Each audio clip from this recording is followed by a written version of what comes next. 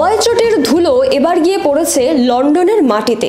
এই হাওয়াই চটি কিন্তু দেশে হাওয়াই চটি নয়, স্বয়ং মুখ্যমন্ত্রী মমতা বন্দ্যোপাধ্যায়ের হাওয়াই চটি।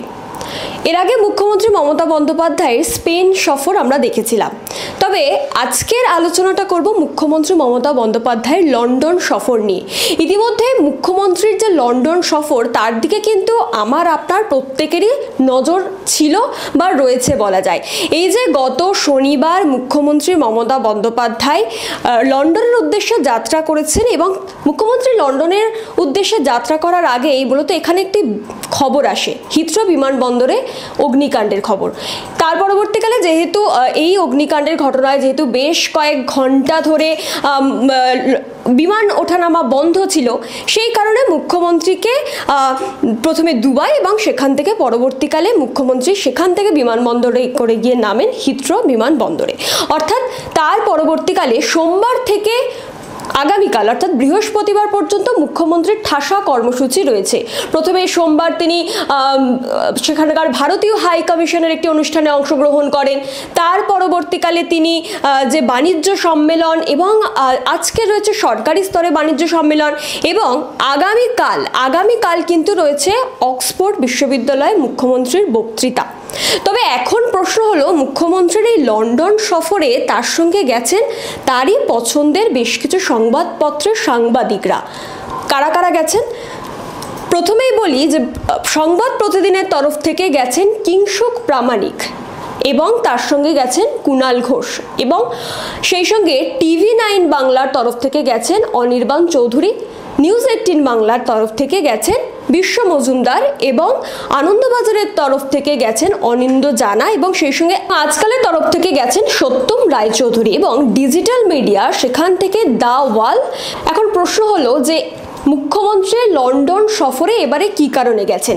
যেমনটা আগে আমরা দেখেছিলাম যে স্পেন সফরে মুখ্যমন্ত্রী যেমন গিয়েছিলেন যে বাংলার বাণিজ্য সম্পর্কে কথা বলতে বা বাংলায় বাণিজ্য নিয়ে আসতে, এবারেও কারণটা কিন্তু একই। তবে স্পেন সফরে গিয়ে মুখ্যমন্ত্রী যে সমস্ত প্রতিশ্রুতিগুলো দিয়েছিল সেটা কতটা ফলপ্রসূ হয়েছে সেটা আপনারা যদি জেনে থাকেন অবশ্যই কমেন্ট করে জানাবেন, কারণ আমার কিন্তু সেটা জানা নেই সেই প্রতিশ্রুতিগুলো কতটা ফলপ্রসূ হয়েছে। তবে এবার লন্ডন সফরে মুখ্যমন্ত্রী মমতা বন্দ্যোপাধ্যায় সেই একই বিষয় নিয়ে কিন্তু গেছেন, বাংলায় বাণিজ্য তিনি নিয়ে আসবেন।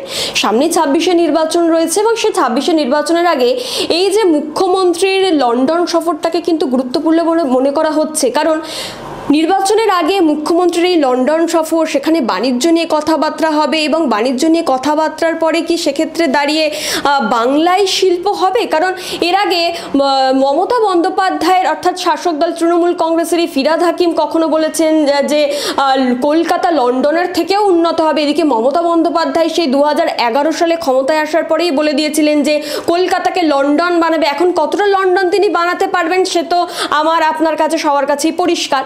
এবারে প্রশ্ন হলো যে মুখ্যমন্ত্রী স্পেন সফরে এর আগে যখন গিয়েছিলেন তার আগে তিনি যে সমস্ত প্রতিশ্রুতি দিয়েছেন তার কতগুলো ফলপ্রসূ করতে পেরেছেন সে তো আমার আপনার প্রত্যেকেরই জানা। তবে এই মুহূর্তে দাঁড়িয়ে লন্ডন সফরে মুখ্যমন্ত্রী কি বলবেন বা কি বলছেন সেদিকে তো নজর। তবে সেই সম্বন্ধে কি কিছু দেখতে পাচ্ছেন আপনারা?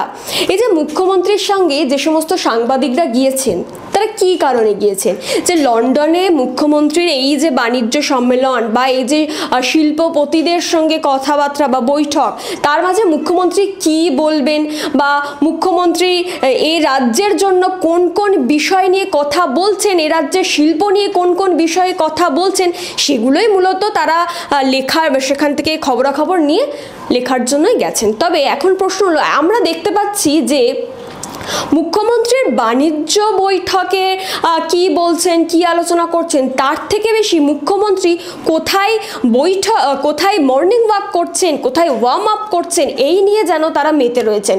অর্থাৎ একেবারে বাকিংহাম প্যালেস থেকে হাইড পার্ক সেই বাংলার হাওয়াই চটির ধুলোতেই কিন্তু একেবারে লন্ডনের মাটিতে তিনি হেঁটে চলেছেন এবং তার সঙ্গে শুধু তিনি যে একা করছেন তা কিন্তু নয়, তার সাথেই যে সমস্ত তার পছন্দের মানুষজনকে নিয়ে গেছেন তাদেরকেও কিন্তু একই সঙ্গে তিনি মর্নিং ওয়াকে হাঁটাচ্ছেন। গুরুত্বপূর্ণভাবে এই যে মমতা বন্দ্যোপাধ্যায়ের সফরে আরও যারা গেছে তাদের কথাও একটু জানিয়ে রাখি। এখানে গুরুত্বপূর্ণভাবে গেছেন অভিষেক বন্দ্যোপাধ্যায়ের মা লতা বন্দ্যোপাধ্যায়। লতা বন্দ্যোপাধ্যায় কী কারণে গিয়েছেন? এটা মূলত মনে করা হচ্ছে যে এই মুখ্যমন্ত্রীর লন্ডন সফরটা বাণিজ্যিক বা সরকারি একটি সফর।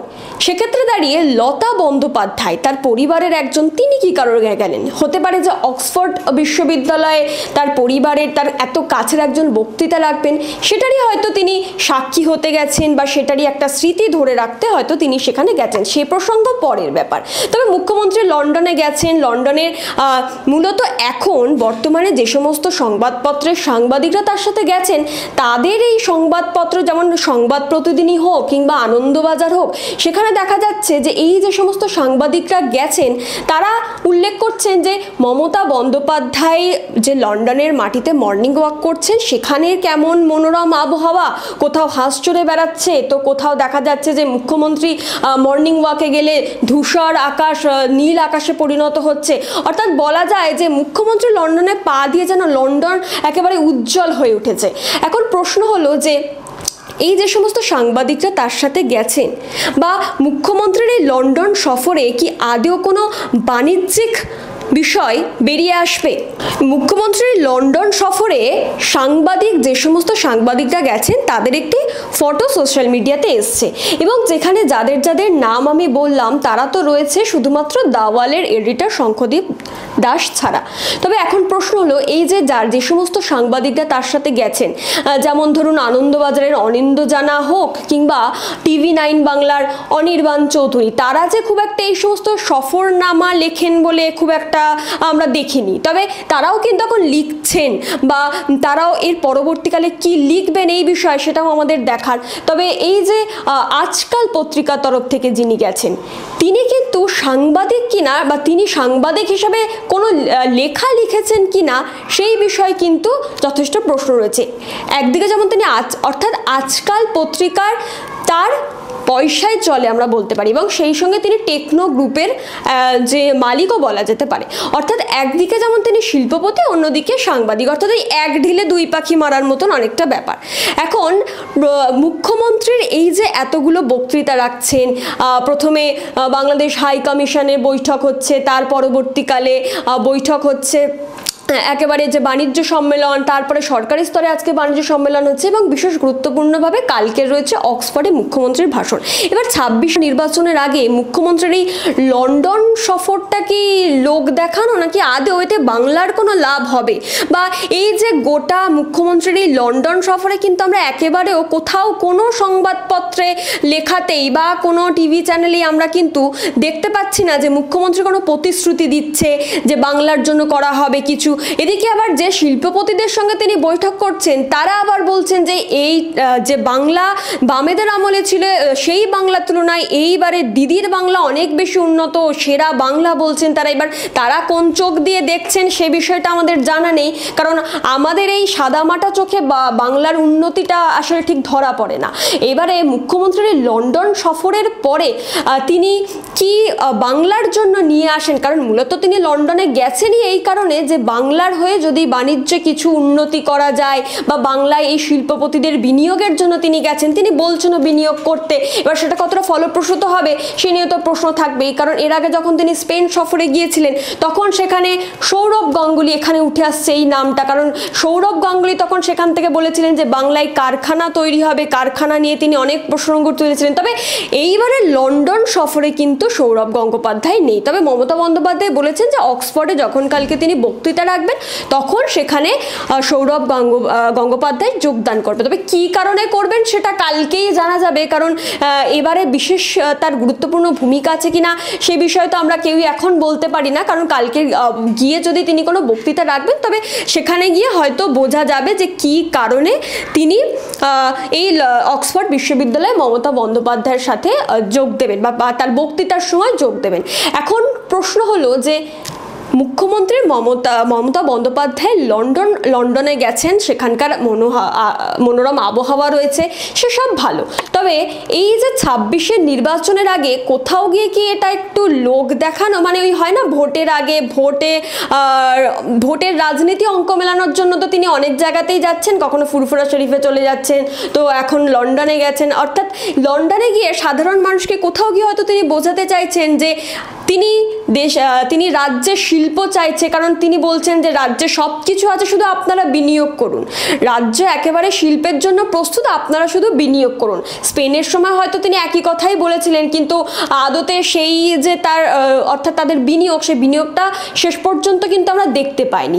এবার লন্ডন সফরের পর বা এই 26-এর বিধানসভা নির্বাচনের আগেই বোঝা যাবে যে এই যে লন্ডন সফর, অর্থাৎ মুখ্যমন্ত্রীর লন্ডন সফর, সেটা কতটা ফলপ্রসূ। বা মুখ্যমন্ত্রীর লন্ডন সফরের পরে আদেও কি বাংলায় শিল্পের কিছু ফিরবে, নাকি ওই শুধুমাত্র সাধারণ মানুষের চোখে ধুলো দিয়ে কোনোভাবেই ভোটের রাজনীতির অঙ্কটা মেলাতেই তিনি বোধহয় এই সমস্ত সাংবাদিক, তার যে পছন্দের কিছু সাংবাদিকদেরকে নিয়ে গেছেন। এবার সেই সমস্ত সাংবাদিকরাও একটা প্রশ্ন তো উঠছে যে আগের স্পেন সফরে তিনি যেগুলো প্রতিশ্রুতি দিয়েছিলেন, এবারে সেই প্রতিশ্রুতিগুলো এতদিনে কেন পূরণ হলো না, বা এই যে নতুন এবারে যে লন্ডন সফরে গেছেন সেখানে কি কি প্রতিশ্রুতি তিনি দিতে পারেন বা বাংলার জন্য কি করতে পারেন, এই নিয়ে কিন্তু এই সমস্ত সাংবাদিকদের কাউকে আমরা প্রশ্ন করতে দেখছিও না, লেখা তো দূরের কথা।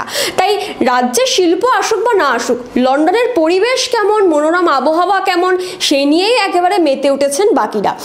অর্থাৎ লন্ডনের মুখ্যমন্ত্রীর মর্নিং ওয়াক কেমন হচ্ছে, মুখ্যমন্ত্রীর ওয়ার্ম আপ কেমন হচ্ছে, এই নিয়েই মূলত তারা লেখালেখি করতে ব্যস্ত। বাকি শিল্প বাণিজ্য হলো কি না হলো তাতে কার কি মাথা ব্যথা, কারণ এদেশে এই রাজ্যে মূলত শিল্প যে হবে বা শিল্প আদেও যে সম্ভব, সে বিষয়টা বোধহয় বাংলার মানুষ ভুলেই গেছে। তাই শিল্পের আশা বাংলার মানুষ আর করেও না।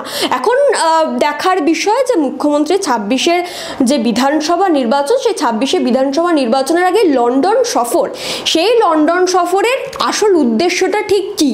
কারণ 26-এ বিধানসভা নির্বাচনের আগে এই লন্ডন সফরটা কি ওই সাধারণ মানুষের চোখে কোথাও গিয়ে ধুলো দিয়ে নির্বাচনের অঙ্ক মেলানো, নাকি সত্যি শিল্প আনতেই তিনি গেছেন?